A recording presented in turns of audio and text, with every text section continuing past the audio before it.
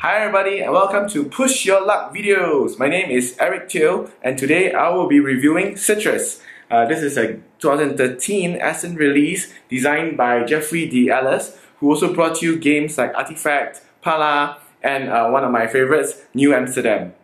Now this game plays 2 to 4 and plays about 60 minutes. It is an area placement game and area majority game, where players are trying to lay out plantations on the board and try to lay out plantations around fincas and score points, and whoever has the most points at the end of the game will win the game. Now, surprisingly, it is a medium weight Euro style game, and it does not disguise itself as anything else, because there is actually no team. There's no story, no pretentious story, that we are all trying to do this, we are all part of some historical thing. So it is what it is. It's just Euros. The rules are very straightforward to read. It just lays out everything and there's no backstory. So that's quite a surprise. If you want to look for some story, there's only a little bit of paragraph at the back of the box. So that's interesting to note. So let's take a look at what are the rules for the game, how the game plays, and I'll give you my final thoughts. So this is how the setup for the game of Citrus looks like. Each player will receive one little house board of their own, where they have this donut thing which will mark how much money each player has. At the beginning, each player have $6. Each player will also have a full stable of workers. These are what these are. And during the game, players will be placing these workers onto plantations on the board. So this is the setup. There's also a market. Alright, so these tiles, these are plantation tiles. They are randomly drawn, right, and they'll be placed in a running order 1, 2, 1, 2, 3, 4, 5, and so on and so forth. So this is one of the more interesting parts of the game, which I'll explain later. This is a market tile where players will be able to buy tiles from this board. In addition, on the main board itself, there will be these sort of like forest bonus tiles. Alright, the entire board will be seeded randomly with these tiles and then flip over to reveal what are the bonuses that players may get if they extend their plantation onto these tiles. In addition, depending on which variant you're playing, there will be 4 fincas at the start, at A, B, C, and D. You could play a variant where you randomly select which fincas to start at, which might be more interesting. But as a base, as a start, when you're first playing the game, you could randomly draw fincas. So these are fincas. Randomly draw the fincas and then place them in A, B, C, and D. Next, you will take out 3 of these next sort of like a future finca location discs, and then place them at where the letters are marked. So for example, M, you place them at the M spot on the board. So this will let you know where fincas will come up next, potentially where the next location for fincas will be.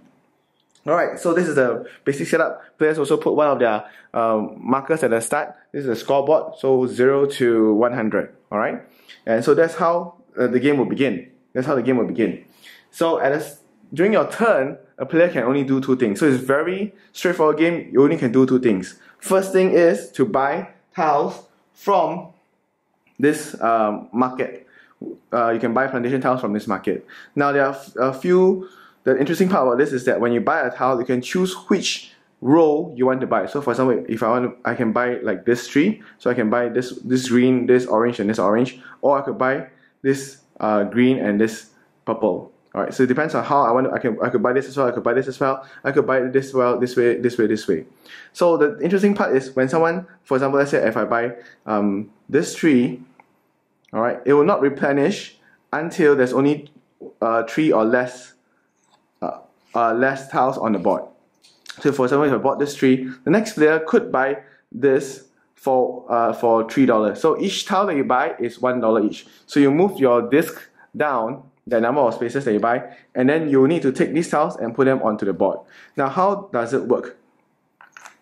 For each tile, when you want to place it on the board, you could either extend an existing plantation of the same color, alright, or start a new one. Now, where do you start a new one? You need to choose one of the roads leading out from finca. So if you if I zoom in, right, you'll see there are actually 4 roads leading out from a finca. All right, so you can, if you do not want to extend or you cannot extend, you can actually start a new tile from a finca on the road. There are a few certain restrictions of you doing that. First thing, you can never have 2 of the same colors on the roads out from a finca. That means I cannot have 2 purples here. I cannot put 2 purples here like this way. So if someone already has a purple there, I cannot put another purple there.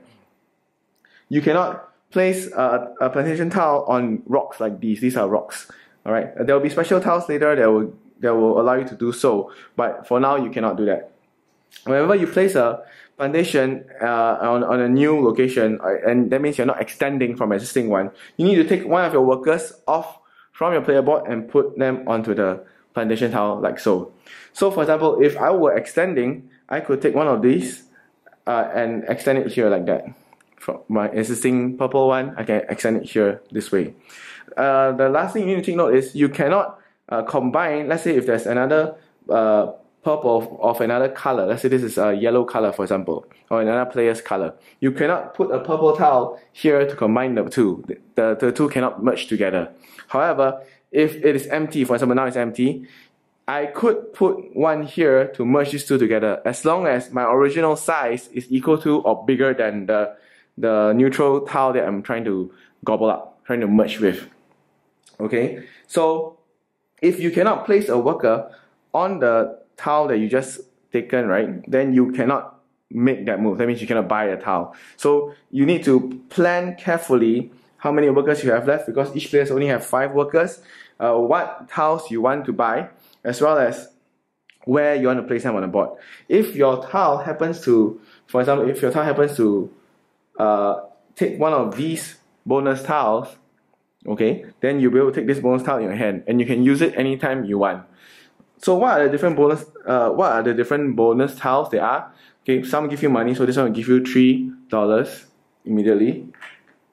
Some give you points, so these horse ones will give you 4 points at the end of the game.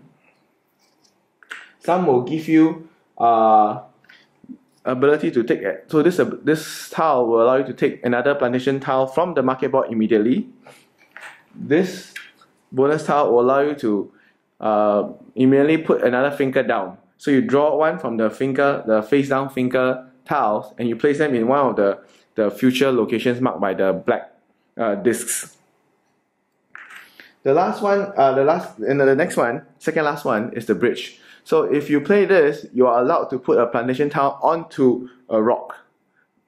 Right? Usually you can't do that, but by playing this, you will be able to put a plantation tile onto a rock. Last bonus tile is the bull. Okay, the bull will come in play. You can place it anywhere, and you can block out a certain spot by placing the bull onto that area. But more importantly, the bull will allow you to do some scoring. I'll explain the scoring later on. Now, so as I was saying, if there's only 3 or less tiles remaining, if there's only 3 or fewer tiles remaining, alright, you will trigger a refresh phase. So what does it mean? First, you take one of the face down finca tiles and you place them on one of the future spots marked by the black disc. And then you remove that black disc from the game. Next, you take a new black disc and you put it onto the board. And then you can start to place your plantation tiles that you just bought. So it can be beneficial to cause a refresh of the market, because you could take a finca tile and place it somewhere that you're by yourself, and then you can start to place your build your newly bought plantation tiles at that finca. Alright? Only at the end of the turn, then you refresh the market by repopulating it with plantation tiles again. So what's the point of all these fincas and building tiles around it? The reason is because you're trying to score points. So how do you score points? If a finca tile is filled up, alright, the 8 squares around the finca tile is all filled up with plantation tiles, alright, that finca tile will score. For example here, okay, so if the finger is surrounded by plantation tiles, this finger will score. Whoever has a majority in terms of the tiles that are touching the finger will score the points on the left. Right, so in this case, will be 8 points, and the second most player will score 4 points. If there's a tie, both the first player will get 8 points each, and the second player will not get any points. If there's a tie for second, then both second player or more will get 4 points each. How do you count the majority? It depends on how big the tiles you have. So for example, if it was in this way, all right, and let's say this is blue is here, and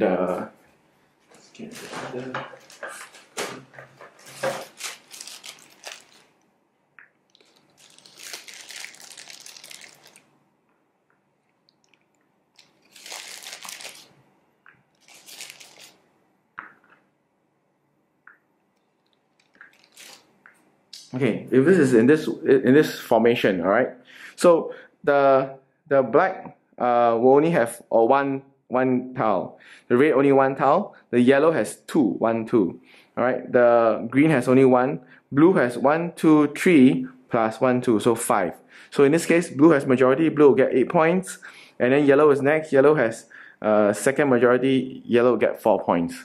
Okay, that's how the scoring will work. Once you scored, you flip the finger tile over to indicate that it has been scored. So that is the reason why you are going around surrounding fingers, because you are trying to surround it with more of your own tiles and to score more points. So what does that bowl do for you? So for example, let's say you are missing only one more tile to trigger the scoring for this finger. All right. During your turn, you could any player who has the bowl could just put it down, all right, and will trigger scoring, because now it's filled up, it's surrounded, and all the 8 tiles around the finger has been filled up already, so that will trigger a scoring.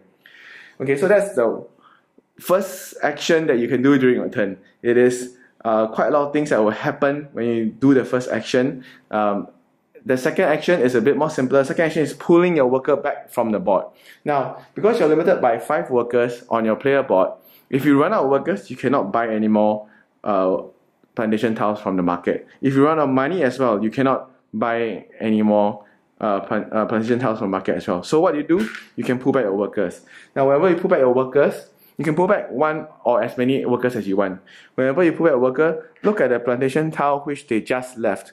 It will give you some points. So for example, in this case, how many connected plantation tiles the worker was standing on, it give you that many points, as well as each fountain in that plantation that you pull a worker from will also give you 1 point. So for example, if I pull the worker from this, alright, pull the worker from this, it will give me 2 points. 1 for fountain and 1 for one plantation.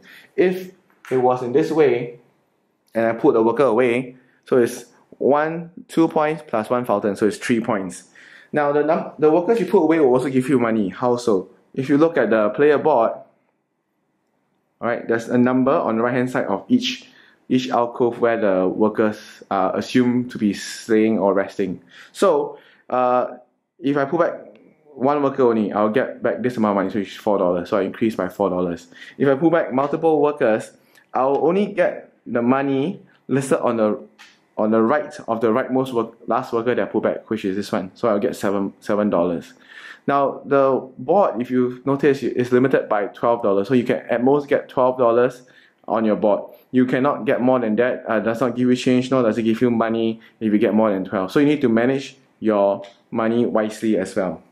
So essentially that's it. During your turn, you can do 2 things. You buy tiles from buy plantation tiles from the market, place them onto the board, and the second action you can do, or you can pull back your workers and put them back onto your player board. You cannot pass. Those are the only 2 actions you can do. The game will end when all 90 plantation tiles are on the board. That means the market is completely wiped clean and all the 90 tiles are on the board, and then you will trigger the end game.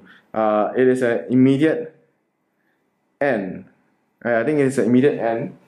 Just let me do a quick check. Yeah, the game will end immediately when all plantation tiles have been built, and then you will do an endgame scoring. Alright, so what is the endgame scoring like? First, all the remaining fingers that have not been scored will now check for majority. Whoever has a majority will only score the lesser number of points listed on the finger. So instead of the 9 points you might have gotten if you have completed surrounded this finger during the game, at the end game, whoever has the most majority of tiles, plantation tiles touching the finger will only get 4 points. Next, all workers that are still on the board will be cleared from the plantation and you get points for them. You no longer get money because money does not count for anything at the end of the game. You only get points. And so in this way, you increase your score marker along the score track, and whoever has the most, you also add on the points from all these bonuses, these horses that give you bonus, so you add all these as well. So at the end of the game, whoever has the most points will win the game. So that's Citrus. The game, it is a medium weight Euro style game, worker placement. It is open knowledge, right? You will know what other players have, what other players can buy. Everything is on the board. You can see which plantation they have, how much money they have left, how many workers they have left. So it is an open knowledge game, and you can definitely tell what your next, maybe your opponents will be aiming for, what are they hoping to get, and so on and so forth. So you can block them. There's a lot of interaction because of the market tiles. Whoever buys it may sometimes trigger. Let's say during your turn you're waiting for this particular tile, or someone bought it, and if it triggers a refresh, you might get a benefit from it because now the whole market is filled with plantation tiles for you to choose from again. So I think knowing when to buy tiles, how many tiles you can buy, or when to pull back a worker is very important in the game. When I first played the game, it was very fun because there's a lot. It appears very simple. I mean, the art it looks okay. The art is kind of okay. There are a few little things here and there. For example, the score track could have been a bit more clearer. The markings are not very clear. But when we started playing it, it was a bit more tinkier than I expected. I did hear that the game is pretty light, but it was a bit more tinkier than I expected. After a few more games though, I found that the randomness of where the finger appears, alright, because if you trigger the refresh and you take out the finger, you could put it where you are already majority, because whenever you buy tiles, you are kind of growing your plantation. You can grow towards a certain direction. You can grow towards where the future fingers may appear. So if you trigger the finger and you put it near you, most of the time, most players will not be in a position to challenge your majority, and they'll probably leave you alone. They will not try to go there because they might help you score points as well. So the randomness of where when the finger can appear and where it will appear is kind of iffy for me. In addition, the randomness of the tiles appearing in the market could also screw you over. If you did not get the right tiles, you cannot extend. You may be forced to pull back your workers before you really want to do so. Because one thing I did not elaborate is if you pull back your worker from the board, when the finger scores, those plantations are no longer yours anymore. When you pull back, the plantations become neutral, and those are no longer yours anymore, and you cannot score any future points later on. So these two randomness may cause you to have a bad game. But so far, we have played it, we've really enjoyed it. There's a lot of interaction among players. It plays 2 to 4, but I think it probably will play best as a 2-player game.